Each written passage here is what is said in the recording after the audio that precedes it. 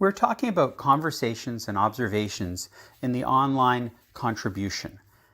Many of the essential skills that I teach in law class can only be assessed appropriately by either talking to students or observing you as you demonstrate your learning.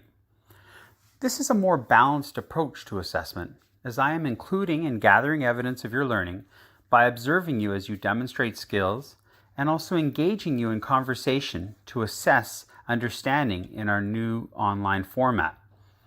In your posts, you can write about things you learned in the lesson, which could be the Google slide or PowerPoint, the video, the information posted, the text you read, etc.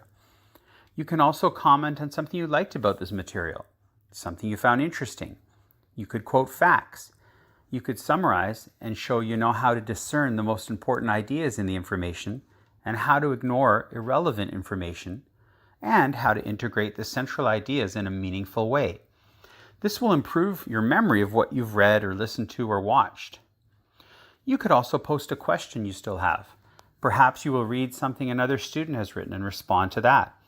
Or you could attempt to answer another student's question, which is certainly a contribution to the classroom learning environment.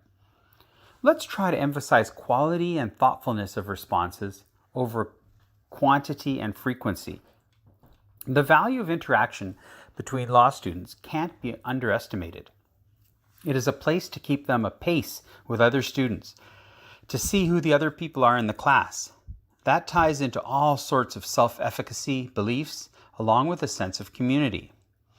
I've noticed that many of my law students were responding to the prompt within the last few moments of the deadline. Can you believe that? To encourage more thoughtful posts, I decided to require students to make an initial post a few days prior to the deadline, allowing more time for discussion to percolate. I also refined my own prompts, trying to ask more probing questions like, what was the most challenging part of the PowerPoint or chapter for you to grasp? Or how could the reading material apply to your law class? Rather than simply requesting a bland recap of highlights from the assigned viewing. Let's try to cut in half the number of discussion responses, but increase the depth of your posts.